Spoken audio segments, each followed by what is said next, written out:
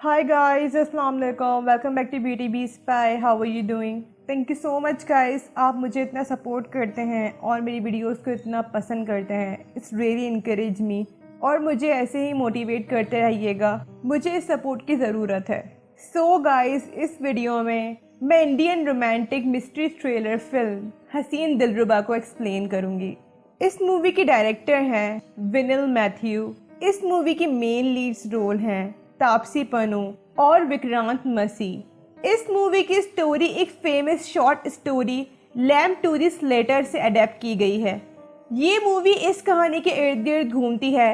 एक हस्बैंड का मर्डर होता है और उसकी वाइफ अपने एक्स्ट्रा मैरिटल अफेयर के बारे में पुलिस को बताती है और उसके हस्बैंड की मर्डर के पीछे उसके लवर का हाथ था। IMDb पर हसीन दिलरुबा को मिले हैं 6.8 स्टार्स आउट ऑफ 10। रॉटन टोमेटोज पर हसीन दिलरुबा 38% फ्रेश है और इसका ऑडियंस स्कोर है 80%। गाइस, अगर आपने ब्यूटी बी स्पाई को अभी तक सब्सक्राइब नहीं किया तो इसे ज़रूर सब्सक्राइब कर लें और साथ में बेल आइकन भी ज़रूर प्रेस कर दिएगा ताकि मेरी न्यू वीडियो आने की अपडेट आपको मिल जाए। Okay guys, let's start explain the movie. Movie start होती है एक लड़की रानी कश्यप अपने घर आती है। अचानक रानी के घर में ब्लास्ट होता है और ब्लास्ट में रानी का हस्बैंड ऋषु की बॉडी ब्लास्ट हो गई थी। पुलिस को ऋषु की बॉडी के जले हुए टुकड़े मिलते हैं जिसमें ऋषु का हाथ ही बच गया था, जिस पर ऋषु ने रानी के नाम का टैटू करवाया हुआ था। ऋषु एक शरीफ लड़का था, इसीलिए उसकी दुश्मनी किसी के साथ नहीं हो सकती थी। पुलिस का पूरा शक रानी पर जा रहा था कि रानी ने ऋषु का मर्डर कर दिया है। रानी को पुलिस स्टेशन स्टेटमेंट देने के लिए बुलाया जाता है। रानी का कहना था कि वो अपने हस्बैंड से बहुत मोहब्बत करती थी और उनके बीच बॉन्डिंग काफ़ी अच्छी थी। मूवी फ्लैशबैक में जाती है। रानी और ऋषु की शादी होती है और ऋषु काफ़ी सीधा साधा बंदा था और ऋषु के बनिस्बत रानी काफ़ी ओपन माइंडेड और बोल्ड लड़की थी। शादी के कुछ ही अरसे में इन दोनों के बीच बातचीत बंद हो गई। रानी को लगता था कि ऋषु का एक्स्ट्रा मैरिटल अफेयर है, लेकिन वो सिर्फ रानी का वहम था। अचानक एक दिन ऋषु का कज़न नील उसके घर कुछ हफ्तों के लिए रुकने आता है। नील एक हैंडसम लड़का था जिसके अंदर वो सारी क्वालिटीज़ थी जो रानी को चाहिए थी। आहिस्ता आहिस्ता रानी को नील में इंटरेस्ट पैदा होने लग जाता है, लेकिन एक दिन अचानक नील सबको बिना बताए दिल्ली वापस चला जाता है। रानी काफ़ी अपसेट थी और वो ऋषु को अपने और नील के अफेयर के बारे में बता देती है। इन दोनों के बीच हालात पहले ही सही नहीं थे, इस बात से हालात और भी खराब हो जाते हैं इन दोनों के बीच। लेकिन रानी खुद को मनाती है कि वो सब ठीक कर देगी और वक्त के साथ ऋषि रानी के करीब हो गया था। खैर, पुलिस को रानी की कहानी पर यकीन नहीं था, जिसकी वजह से वो रानी से सवाल जवाब करते हैं जिनको कंप्यूटर के थ्रू चेक किया जा रहा था। डॉक्टर रानी से सवाल करते हैं कि क्या उसने ऋषु को मारा है, जिस पर उसका जवाब नहीं था और कंप्यूटर उसको सही बता रहा था। पुलिस को एक फुटेज से मालूम चलता है कि जिस दिन ऋषु की मौत हुई थी उस दिन नील ऋषु के घर आया था। जब रानी से इस बारे में पूछते हैं, रानी का कहना था उस दिन ऋषु के दोस्तों की दावत थी घर में। अचानक नील घर पर आ गया और ऋषु ने नील और रानी को साथ में देख लिया। नील ऋषु को रानी के बेवफा होने की कहानी सुना रहा था और ऋषु ने रानी को घर से जाने को कहा। जब रानी घर वापस आई तो ब्लास्ट हो गया। रानी ने इनडायरेक्ट नील पर पॉइंट किया था कि नील ने ही ऋषु को मार दिया है और वो गायब हो गया। Okay guys, let's start explain the ending.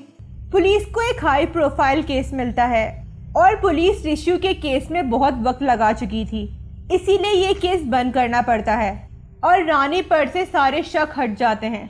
इस केस को 5 साल गुजर जाते हैं और अब भी ये केस बंद था, लेकिन कहानी का ट्विस्ट अभी बाकी था। क्या रानी ने ही ऋषु का कत्ल किया था? एक्चुअली ऋषु के घर उसके फ्रेंड्स की दावत होती है। अचानक उधर नील भी आ जाता है। ऋषु जब घर आता है ग्रॉसरी लेकर, रानी और नील बातें कर रहे होते हैं। रानी ऋषु को समझाती है कि नील उसे वल्गरा रहा है। नील का कहना था कि अगर रानी उसके साथ नहीं चलेगी तो वो रानी का MMS इंटरनेट पे वायरल कर देगा। ऋषु को इस बात पर गुस्सा आता है और वो नील को मारता है, लेकिन नील रिशु को गला घोटकर मारना चाहता था। लेकिन अचानक रानी बकरे की रान नील के सर पर मारती है, जिसकी वजह से नील का सर पिलर पर लगता है और वो मर जाता है। नील की मौत के बाद रिशु का क्या हुआ था? नील तो मर चुका था और रिशु नहीं चाहता था कि रानी नील की वजह से जेल जाए, क्योंकि उसने रिशु की जान बचाई थी। रिशु और रानी नील की बॉडी किचन में लेकर जाते हैं और रिशु और रानी एक फेमस क्राइम नॉवेलिस्ट की नॉवेल पढ़ते थे। रिशु उसमें से एक नॉवेल की स्टोरी अडेप्ट करता है और उसके मुताबिक नील की बॉडी को ब्लास्ट करना चाहता था ताकि बॉडी जल जाए और पुलिस को नील की बॉडी रिशु की बॉडी लगे और उन्हें लगे कि इस ब्लास्ट में रिशु मर गया है और नील रिशु को मारकर यहाँ से भाग गया। लेकिन रिशु ने अपने हाथ पर रानी के नाम का टैटू करवाया हुआ था, इसीलिए रिशु नील का राइट हैंड काट देता है और अपना भी राइट हैंड काटता है जिस पर टैटू था, और रानी उसे ऐसे सेट करती है जिससे पुलिस को पता चल जाए कि रिशु की बॉडी ब्लास्ट हो गई है। अब इन दोनों को मर्डर वेपन छुपाना था, इसलिए रानी रान को कसाई के पास लेकर जाती है और उसके टुकड़े करवा के डॉग्स को खिला देती है। यहाँ मर्डर वेपन भी खत्म हो जाता है। रिशु नील के कपड़े पहनकर पीछे की नदी में कूद जाता है। रिशु के हाथ से इतना खून बह रहा था जिसकी वजह से वो डूब जाता है। इस तरह रानी ने दोनों रास्ते साफ कर दिए। यहाँ नील मर गया और दूसरी तरफ रिशु मर गया, और ये क्राइम रानी ने नॉवेल से अडेप्ट किया था। पुलिस को ना नील की डेड बॉडी मिलेगी और ना ही रिशु की।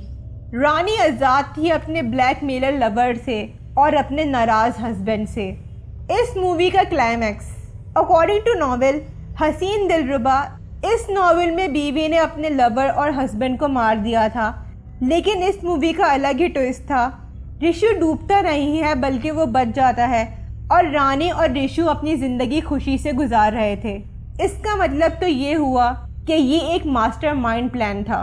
नील भी मर गया और दुनिया की नज़र में रिशु भी मर गया था। लेकिन यहाँ कुछ थ्योरीज बन रही हैं।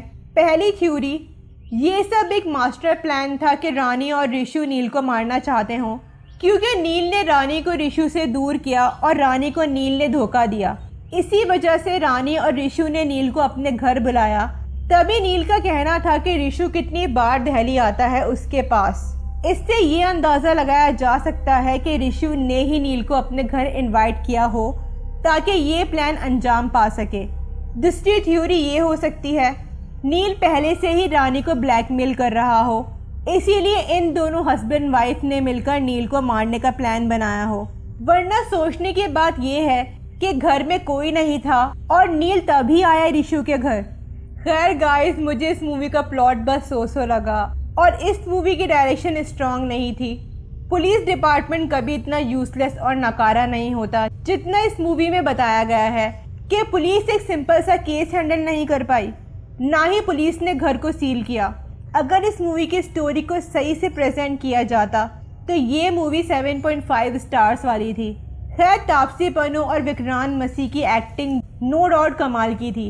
इवन विक्रांत को सबने वैसे भी मिर्ज़ापुर क्रिमिनल जस्टिस जैसी मशहूर सीरीज में देखा हुआ है। इस मूवी की स्टोरी गॉन गर्ल से थोड़ी सी मिलती जुलती है। ओके गाइस, आप लोगों को ये मूवी और मेरी वीडियो कैसी लगी मुझे ज़रूर बताइएगा। वीडियो को लाइक शेयर कर दिएगा। अपना बहुत ख्याल रखिएगा आप सब। अल्लाह हाफ़िज़ एंड पीस।